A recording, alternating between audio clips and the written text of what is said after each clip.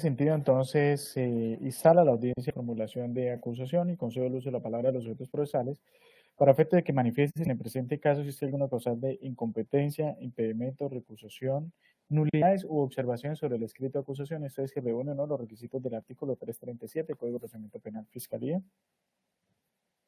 Su señoría, no, por parte de la Fiscalía no se encuentra en curso en alguna de las causales que está a conocer una sola, para no meter una situación que afecte al factor de competencia a su despacho. Bien, gracias, doctor. Ministerio Público. Gracias, señoría. El Ministerio Público sí tiene varias observaciones que hacer. Consideración a los requisitos del artículo 337 y sus eventuales consecuencias. Poniendo de presente, no solamente se revisó y estudió el escrito de acusación, sino que de la misma manera se escuchó el audio de la formulación de acusación. Frente a eso, la primera conclusión a la que llega el Ministerio Público es que no ha habido imputación fáctica, ni mucho menos acusación, ni en la una ni en la otra. Refiriéndonos al grave problema de congruencia que ya se presenta, primero que todo, en la formulación de imputación, se limita a hacer una equivocada y antitécnica mixtura entre los contenidos que tampoco se ponen de presente de los motivos fundados. Esto es, se habla de que hay unos audios, pero no se dice exactamente qué es el contenido de esos audios, y sencillamente se dice que hay un hallazgo en el cuarto donde se encontraba la persona que ha sido acusada, y ese hallazgo, pero no hay una imputación de cara a la facticidad en sí misma concreta. Al revisar el escrito de acusación, uno ve ese escrito de acusación y se advierte dos cosas. Primero que todo, que se dice, perdóneme un minuto para leerle de manera textual lo que dice el escrito. El escrito dice, se le encontró, comillas, se le encontró en diligencia de allanamiento sustancia estupefaciente, cannabis, en su habitación. Es decir, que uno entendiera que la facticidad es haber encontrado en el allanamiento sustancia estupefaciente, cannabis. Luego también dice en un párrafo anterior, refiriéndose a que habla de la modalidad de almacenar o conservar, entendiendo como dos verbos alternativos diferentes que tienen un contenido y una significación jurídica diferente, tanto el almacenar como el conservar, cuando al hecho de haber encontrado 45 gramos en la habitación donde dormía Jordan Alexis.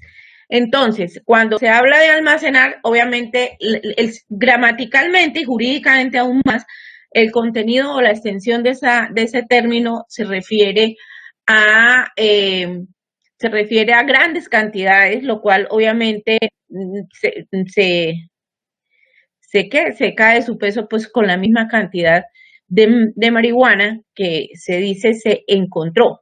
Y por parte de conservar es una especial atención que se da a un elemento. Y aquí lo que se vuelve y se dice es que sencillamente se halló en la habitación. No hay un nexo que determine cuál fue la acción real, fácticamente hablando, que realizó Jordan Alexis de cara a los 45 gramos que en la diligencia de registro de allanamiento se encontró.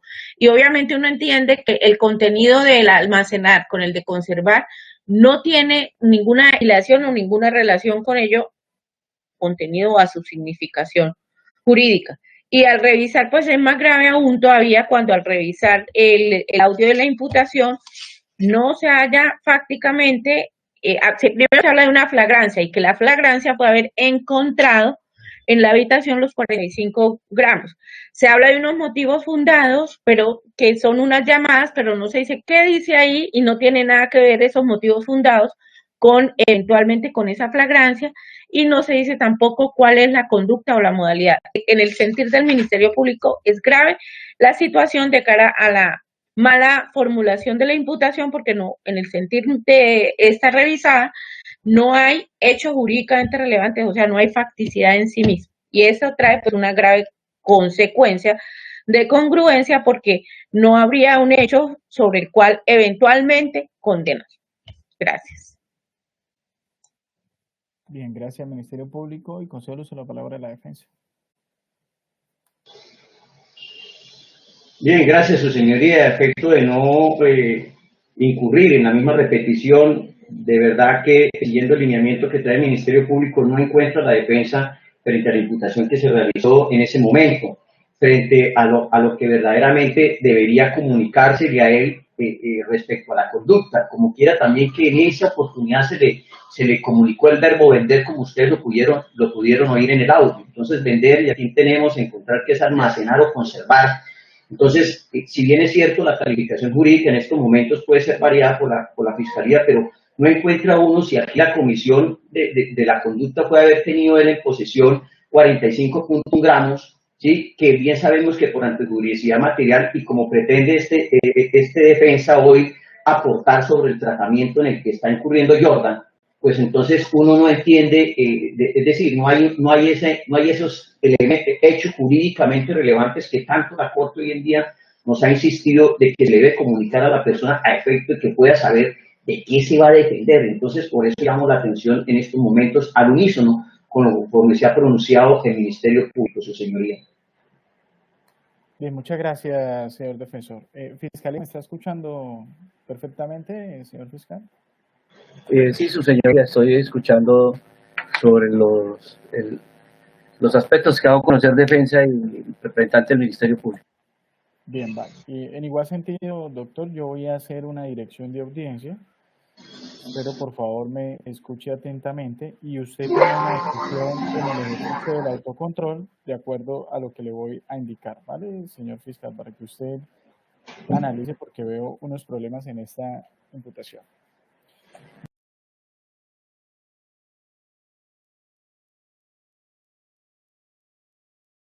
Yo voy a arrancar con lo siguiente. Lo primero es que recientemente, el 17 de febrero de 2021, en el radicado 55.532, siendo magistrado ponente Diego Eugenio Corredor Beltrán, se hace un llamado de atención fuerte a la Fiscalía en el siguiente sentido. Voy a leer textualmente. Finalmente, como quiera que la actuación deficiente de los fiscales delegados ha conllevado la anterior determinación, que fue un problema de absolución, y conforme se dejó plasmado en la parte considerativa, se dispondrá a compulsar copias de esta a la Fiscalía General de la Nación, a fin de que adopte los correctivos del caso e imparta las instrucciones de que haya lugar para que situaciones como esta naturaleza no se vuelvan a presentar. ¿A qué se refieren? En la misma sentencia se cita textualmente: la Fiscalía incurrió en significativos errores en la estructuración de la hipótesis de los hechos jurídicamente relevantes. Yo pienso que este precedente, que es muy reciente, lo que hace es recopilar una línea jurisprudencial ya bastante abundante en la que ha insistido en la estructuración de los hechos jurídicamente relevantes, que pueden impactar en sede el derecho de defensa en este evento concreto, porque no tendríamos víctimas concretas. Yo incluso debo advertir que del caso Almonacid, Arellano y otros versus Chile, los jueces estamos obligados a hacer control difuso de convencionalidad, y más reciente en el caso Fernández Prieto Tumbeiro versus Argentina. La Corte Interamericana de Derechos Humanos ha planteado y ha llamado la atención de que tenemos que realizar ese control para efectos de verificar que se cumpla con los estándares convencionales.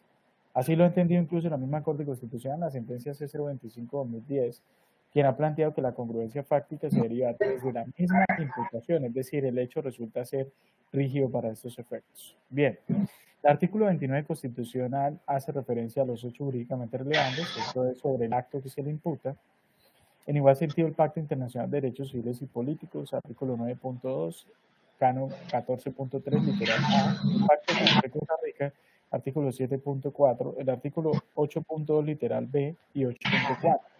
Pero no solamente estos instrumentos internacionales, sino también dos decisiones de Corte Interamericana que me han apuntado a eso.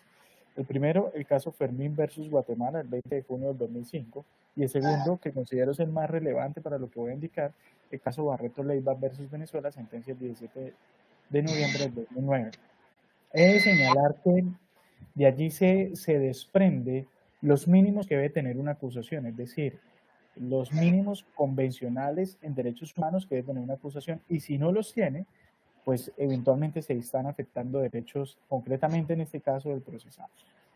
Uno, la claridad. es decir, un razonamiento de fácil comprensión al punto que no genere confusión ni ambigüedades. 2. El suficiente detalle. Y aquí quiero llamar la atención, incluso porque la Corte Suprema de Justicia, haciendo desarrollo de la C025-2010, se pronunció en el radicado 51007 del 2019 en lo que tiene que ver con los eventuales detalles que se planteen en la acusación, pero advirtiendo lo siguiente.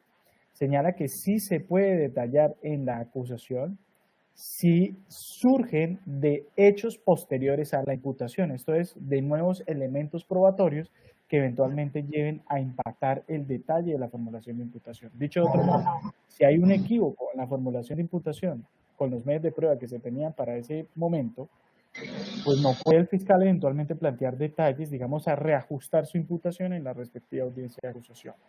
Por eso el sistema convencional plantea el suficiente detalle, es decir, es un adverbio sobre un adjetivo. No basta que sea detallado, sino que tiene que ser suficiente. Ello significa describir de manera minuciosa, no solamente la conducta típica, sino también antijurídica y culpable. Y obviamente todos los elementos estructurales. Como tercer elemento está la precisión, que implica que se debe explicar con singular esmero para obtener claridad necesaria. No pueden existir inquietudes ni confusiones, debe ser expreso. Llama la atención sobre lo expreso en el sentido que no puede obedecer la imputación y la acusación a actos intuitivos para efectos de que las partes o el juez comprendan qué es lo que se está imputando o acusado. Debe ser integral, e integral significa que reúna todas las condiciones propias del delito. Debe indicarse la información de la causa, esto es si es acción o omisión, señalarse los fundamentos probatorios y la caracterización legal como delito. Eso lo quiero precisar porque eso plantea los estándares convencionales. Ahora, no es reciente que la jurisprudencia esté planteando eventuales nulidades por mala estructuración de hechos jurídicamente relevantes. Diré, desde el mismo 8 de junio del 2011, en el radicado 34022, siendo magistrado ponente Julio Enrique Socha Salamanca, se viene planteando la situación. Nulidades por mala estructuración de hechos jurídicamente relevantes. Ello se reitera en el radicado 48200, 23 de noviembre del 2016, en el radicado 5207, de 7 de noviembre del 2018, en el radicado 52768 del 2020, en la sentencia del 8 de marzo de 2017, 44599 de 2017, magistrada ponente Patricia Salazar Cuellar, y se repite constantemente. Incluso recientemente la Corte en tema de estupefacientes dispuso declarar la nulidad de la imputación cuando existió un allanamiento en el radicado 54371, sentencia del 15 de julio del 2020, en un caso de estupefacientes en el que se tenían 317.3 gramos de marihuana. El Tribunal Superior de Bucaramanga también ha reflexionado en igual sentido. Decisión del 17 de abril de 2020, radicado 68081, CM 136 2009, 01472. También debo advertir que existe una línea jurisprudencial suficientemente consolidada en temas de estupefacientes que parte de la C221 de 1994 de la Corte Constitucional, mismo Consejo de Estado de la Sala Contencioso Administrativa, sesión primera, radicados 2018-00387 y 2018-00399, se ha pronunciado al respecto.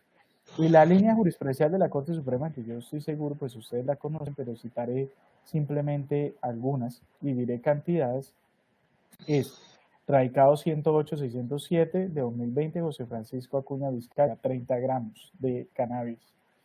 El radicado 56574 del 29 de enero del 2020, 29,6 gramos de coca y envueltas en 47 envolturas de papel. Radicado 51627 del 29 de abril de 2020, 242,9 gramos de marihuana. Estas decisiones que estoy citando las hago ¿por qué? Porque se plantea que es necesario que cuando una persona eventualmente es capturada, llevando consigo, teniendo consigo sustancias estupefacientes, ello no resulta suficiente y se necesita el ingrediente subjetivo implícito, que es que sea utilizada para la comercialización o venta. Si no, pues obviamente la conducta resulta ser atípica y eso tiene que estar circunstanciado fácticamente, razón por la cual la Corte declara la nulidad, incluso como lo indiqué en el radicado 54371 del 15 de julio del 2020. Bien. Debo señalar que para estos efectos, el mismo radicado 51007 de 2019 que he citado, llama la atención fuertemente sobre los juicios de imputación que han realizado los fiscales, tanto en la audiencia de imputación como acusación. Es decir, cuando se tornan especulativos en la estructuración del hecho y la calificación jurídica relevante. Ya van a ver por qué lo voy a precisar, porque escuché detalladamente la imputación y he leído los hechos que se plantean en el escrito de acusación. Para significar lo siguiente, en la formulación de imputación que nos ha permitido la defensa, se advierte que todo se origina, y además estoy de acuerdo con lo que dice el Ministerio Público, porque hay una confusión de medios de prueba con lo que serían hechos indicadores y lo que sería el hecho indicado que estructuraría el hecho jurídicamente relevante. En medida que allí se plantea que en este caso Jordan aparece en una llamada de un tal chamán, donde hace una compra como de una comida y luego indica que por esa razón van y hacen el registro de ese inmueble. Y que luego en el inmueble pues se encuentran 45.1 gramos que son de cannabis. Pero fíjense que en el hecho no hacen ninguna relación fáctica entre esa llamada, que supuestamente uno diría pues podría ser adquirir si eventualmente colocan un elemento de comercialización, pero no hacen ninguna conexión al respecto. Es decir, esos 45 puntos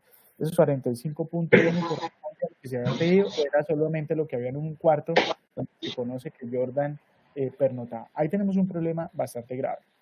Los problemas más graves que incluso los pone de presente en la defensa es que en la imputación se formula un hecho de manera inadecuada, es decir, incumpliendo los estándares convencionales.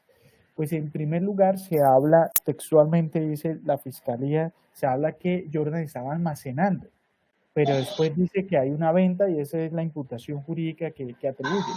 Pero la venta la deduce no de una circunstancia fáctica, simplemente por el hecho de que existía una llamada en la que se dice que esta persona había comprado una comida y luego pasan a otro hecho sin tener ninguna conexión, diciendo que le encontraba una sustancia estupefaciente. Es decir, lo único que está claro es que en un inmueble, en un cuarto concreto, encontraron 45.1 gramos de cannabis, pero no más. O sea, no se ha ligado ningún hecho que tenga que ver con comercialización, con venta, con conservar. Y además allí se plantea de manera antitécnica entonces dos verbos rectores que resultaría ser equívoco porque son excluyentes. Eso mismo ocurre con la presentación del escrito de acusación, porque si bien en la acusación se puede modificar la calificación jurídica, eso es perfectamente válido, lo cierto es que no puede violentarse la congruencia fáctica, insisto, C025-2010. Pero en la acusación, en el escrito de acusación, nuevamente se plantea que se halló los 45.1 gramos en un lugar de residencia y que se le acusa por almacenar o conservar, es decir, disyuntivo, especulativo, no concreto, no preciso, no expreso, no integral, pero con un agravante mayor, y es que el propio concepto de almacenar significa aquel que acumula una cantidad más o menos importante en un recinto cerrado, es decir, sustancias. Y en este caso estamos hablando de 45.1 gramos, es decir, no es una cantidad que sea suficiente.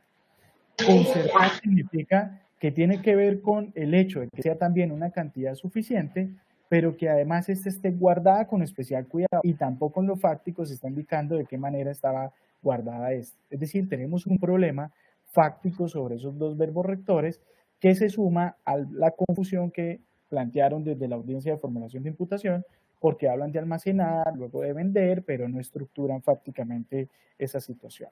Bien. ¿En qué panorama entonces nos encontramos? Y por eso quise hacer alusión a la última sentencia, porque aquí rige el principio de autorresponsabilidad y autocontrol del fiscal. Y es, el fiscal que está en este caso tendrá que decidir si puede formular una acusación con estas falencias que se están presentando, y yo tendré que hacer la valoración convencional al respecto, porque las que estoy advirtiendo lo que muestra son ambigüedades. Bien.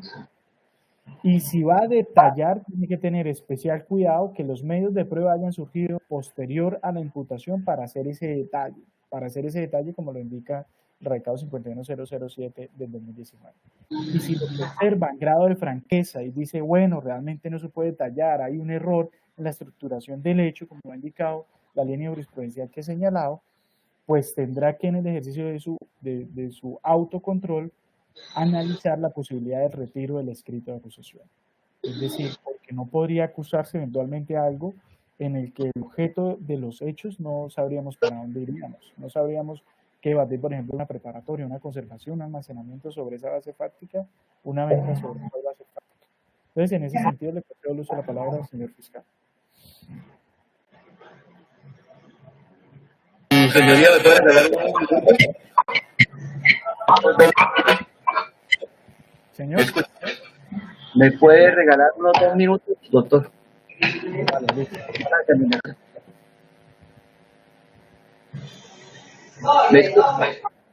¿Me escucha, señor juez?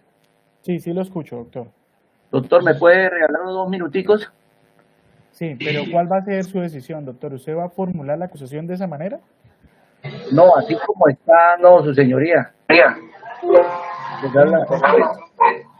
Ya sucedió la situación del 339 del traslado sobre la acusación y obviamente no advertí situaciones, me quedaría el único camino era retirar la misma. Bien, vale, entonces no es necesario darle los 2 minutos. Si usted me indica que retira, yo dejo constancia del retiro. ¿Listo, señor fiscal? Sí, su señoría. Bien, entonces queda claro que retira el escrito, ¿cierto? Sí, señor juez. Bien, muchas gracias. Quisiera saber, su señoría, en cuanto a la libertad de él. Bien, doctor, en cuanto a la libertad, obviamente los términos no se pueden suspender, es decir, pues eso es un tema que yo no tengo por qué asesorar a nadie, ¿no? Pero en grado de franqueza, pues será el abogado defensor quien eventualmente, ante garantías, haría las solicitudes pertinentes. ¿Bien? Correcto. Es decir, yo no puedo ordenar libertades porque yo no he decretado aún una nulidad de imputación. ¿Y por qué no decreté una nulidad de imputación? Porque si la fiscalía en la investigación encuentra que existieron hierros y puede investigar y eventualmente logra circunstanciar algo, puede hacer una adición de imputación. Sí, pero eso es un tema de fiscalía, ¿no? Sí, su señoría, eso no es. Ese aspecto de juzgado de garantía. Entonces, para lo pertinente, solamente advertir, su señoría, que sobre esta persona ni siquiera se había solicitado orden de captura y realmente aceptada su posición en el sentido de que muy difícilmente seguir adelantando o iniciar la etapa de conocimiento en esas circunstancias. En esos términos, su señoría, entonces retiro la imputación.